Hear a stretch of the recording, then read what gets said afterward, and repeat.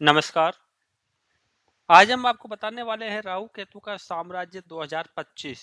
जी हाँ, कन्या राशि की सच होने वाली 8 बड़ी भविष्यवाणी आप इस वीडियो के माध्यम से जानने वाले हैं। तो जी हाँ मित्रों, 18 मई को राहु केतु का बड़ा परिवर्तन होने वाला है, जो कन्या राशि वालों के लिए ऐतिहासिक महत्व रखता है। क्या आपने कभी सोचा है, कुछ ऐसे ग्रह भी होते हैं जो हमारे जीवन में अचानक बिना किसी चेतावनी के तहलका मचा देते हैं, जो हमारे भाग्य के दरवाजे खोलते हैं या बंद भी कर देते हैं। आज हम बात करने वाले हैं एक ऐसे ही खास और रहस्यमयी ग्रह के बारे में, जो है राहु और केतु। तो मित्रों, ये छाया ग्रह नहीं, बल्कि हमारी चालाकी, हमारी रणनीति, हमारी कूटनीति के प्रतिनिधि हैं। ये वो ग्रह हैं जो अचानक से हमारी तकदीर बदल सकते हैं, किस्मत बदल सकते हैं, हमारी सोच को बदल सकते हैं और हमारे जीवन के कई पहलुओं को पूरी तरह से नया मोड़ दे सकते हैं। तो राहु केतु की इस ग्रह यात्रा को आप बस एक मामूली बदलाव मत समझिए। ये 18 वर्षों के बाद, ज्योतिष में हमने जो शोध किया, वो 18 वर्षों के बाद आपके जीवन को पूरी तरह से मोड़ लेने वाला है। आपको बता दें, 18 साल बाद राहु प्रवेश करने वाले हैं आपके 6 हाउस में, और 18 साल बाद केतु आपके 12वें घर में आने वाले हैं। तो क्या ये बदलाव आपके लिए संघर्ष लेकर आया या सफलता? तो क्या राहु के इस नए स्थान पर आने से आपके शत्रु भी आपके मित्र बन जाएंगे? अगर आप भी कन्या राशि से हैं या अपनी कुंडली को बेहतर समझना चाहते हैं, तो ये वीडियो आपके लिए बहुत ही खास है। तो चलिए दोस्तों, बिना देरी के जानते हैं कन्या राशि की 8 बड़ी भविष्यवाणी के बारे में, जो सच होकर रहेंगी। लेकिन वीडियो में आगे बढ़ने से पहले कमेंट बॉक्स में सच्चे दिल से जय बजरंग बली, जय हनुमान जरूर लिखें। वीडियो को एक प्यारा सा लाइक अवश्य करें और वीडियो को शेयर करें। चैनल पर अगर नए हैं तो चैनल को सब्सक्राइब भी अवश्य कर लें। तो बात कर लेते हैं पहली भविष्यवाणी कन्या राशि वालों के बारे में। तो कन्या राशि वालों, इस समय आपके लग्न भाव यानी फर्स्ट हाउस में केतु विराजमान है, और ठीक आपके सामने सप्तम भाव यानी सेवंथ हाउस में राहु का भी डेरा जमा हुआ है। तो पिछले 1 साल से ज्यादा समय हो गया, अब 18 मई तक राहु आपके सप्तम भाव में ही रहेंगे, और यह भाव सीधा साधा आपके विवाह, जीवन साथी, पार्टनरशिप और रोजमर्रा की इनकम से जुड़ा हुआ है। समझ लीजिए बात को, ध्यान से समझिए बात को। आप खुद ही बताइए, क्या आपकी मैरिड लाइफ में किसी तरह की गलत फहमियां पिछले 1 साल से बढ़ रही हैं? कमेंट बॉक्स में मुझे बताइए। क्या छोटी छोटी बातें तकरार तक पहुंच जाती हैं? या फिर अगर आप अनमैरिड हैं, तो क्या ऐसा नहीं हुआ कि रिश्ता बनते बनते रह गया या शादी अटक गई, ऐसा लगने लगा कि सब कुछ ठीक ठाक चल रहा था? यही तो और राहु की चाल भ्रम पैदा करता है और आपको उलझा देता है, और फिर आपकी सोच में भी बदलाव डाल देता है। तो बात कर लेते हैं दूसरी भविष्यवाणी। अब बात करते हैं केतु की, जो आपके लग्न में यानी फर्स्ट हाउस में विराजमान है। केतु यहाँ आपको बहुत प्रैक्टिकल बनाता है, बहुत ही प्रैक्टिकल बनाता है, बहुत गहराई से सोचने की शक्ति भी देता है, और आपकी स्पिरिचुअल ग्रोथ में भी मदद करता है। लेकिन जब केतु का चंद्रमा से संपर्क होता है ना, तब यह मन को भटका देता है, ओवर थिंकिंग करवाता है, छोटी छोटी बातें दिल में घर करने लगती हैं। आप खुद ही सोचिए, क्या हाल ही में आप ज्यादा भावुक हैं?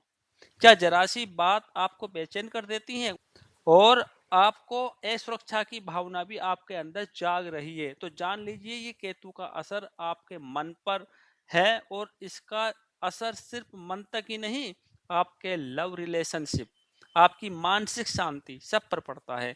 लेकिन एक बड़ी बात, कन्या राशि की गिनती उन खास राशियों में होती है जिनके लिए ये राहु केतु का ट्रांजिट एक बहुत ही बड़ा मोड़ साबित हो सकता है।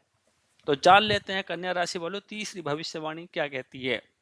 कन्या राशि एक ऐसी राशि है जिसके लिए 18 मई से शुरू हो रहा है यह मोड़। तो राहु केतु का गोचर यानी राशि परिवर्तन वाकई में बहुत खास है, क्योंकि 18 साल बाद राहु आपके सप्तम भाव से निकलकर षष्ठ भाव में यानी कि छठे घर में आ रहे हैं और केतु प्रवेश कर रहे हैं आपके 12वें भाव में। और आप जान लीजिए, राहु का छठे घर में आना शास्त्रों में इसे बहुत शुभ माना गया है, और केतु का 12वें भाव में गोचर भी बेहद फलदायक होता है। ऋण, रोग और शत्रु, यानी अगर आपके ऊपर कोई कर्जा था या कोई बीमारी ने लंबे समय से परेशान कर रखा था, या कोई आपको बार बार मानसिक या सामाजिक रूप से परेशान कर रहा था, तो अब वक्त है, अब समय है इन तीनों से आजादी पाने का। ये राहु अब आपको लड़ने की ताकत देंगे, चतुराई से, हिम्मत से और एक सही रणनीति के साथ आप इन चुनौतियों को पीछे छोड़ पाएंगे।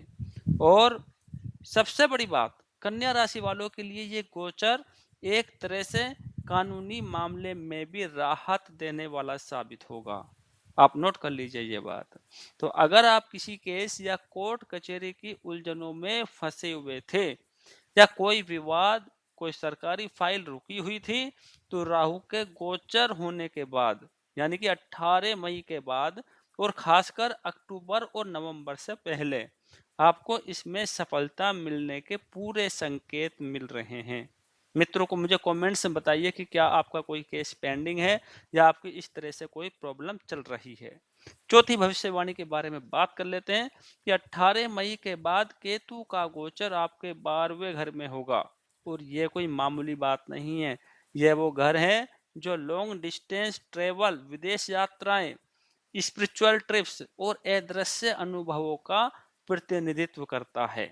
समझ लीजिए बात को ध्यान से, यानी आप ऐसी जगहों पर जाएंगे जहां आपने जाने की कोई प्लानिंग नहीं की थी और फिर भी अचानक से वहां पहुंच जाएंगे। कुछ यात्राएं ऐसी होंगी जो बिल्कुल रहस्य से भरी होंगी। जैसे मान लीजिए कि एक दिन आप घर से निकले सिर्फ मार्केट जाने के लिए, लेकिन पहुंच गए किसी मंदिर, है ना। कभी कभी ऐसा होता है ना, ये किसी स्थल पर जहां आत्मा खुद पे खुद खींचती चली जाए। केतु जब द्वादश भाव में होते हैं तो वो आपको उन रास्तों पर ले जाते हैं जो सत्य, शांति और रहस्य से भरे हुए होते हैं। आप पाएंगे कि आप बार बार उन जगहों से गुजर रहे हैं जहां मंदिर हैं, शमशान हैं, घने जंगल हैं, शांत जलाशय हैं, यानी वो जगह जहां जीवन और मृत्यु की ऊर्जा महसूस होती है। केतु आध्यात्म का, मोक्ष का कारक भी होता है, और जब वो 12वें घर में आता है ना, तो इंसान के भीतर एक अजीब सी गहराई आने लगती है। कभी कभी अकेले में बैठकर आपको कुछ ऐसा लगता है, आप कुछ ऐसा सोचते रहते हैं, सोचने का मन करता है आपका कि कभी किसी पुराने दुख को लेकर कोई आत्मिक सीख मिले, यानी कि कुछ आपने सीखा हो किसी अपने पुराने अनुभव से। कभी आप खुद को प्रकृति के इतने करीब पाएंगे जितना शायद पहले कभी महसूस भी आपने नहीं किया था। अब बात कर लेते हैं राहु की दृष्टि आपके दसम भाव यानी कि कर्म और करियर स्थान पर। यह राहु की दृष्टि आपके प्रोफेशनल जीवन में बड़ा बदलाव ला सकती है। कोई नया ऑफर मिल सकता है, कोई बड़ा इंटरव्यू सामने आ सकता है, कोई ऐसा इंसान आपकी जिंदगी में आ सकता है जो आपके करियर को नई दिशा दे। नए लोगों से मेलजोल बढ़ेगा और आपकी प्लानिंग जो आप कर रहे हैं, आपकी स्ट्रेटेजी, आपकी चालाकी, सब कुछ आपके फेवर में काम करने लगेगा। लोग आपकी समझदारी की तारीफ करेंगे, आपकी सोच को सलाम भी करेंगे। तो मित्रों, कन्या राशि अगर आपकी है तो हमें कमेंट्स में अवश्य बताएं। अब बात कर लेते हैं कि राहु की दृष्टि इस समय आपके सेकंड हाउस यानी वाणी, धन और परिवार पर भी है, और ये दृष्टि कभी कभी आपको ऐसा कुछ बुलवा सकती है जो आपने सोचा भी नहीं होगा।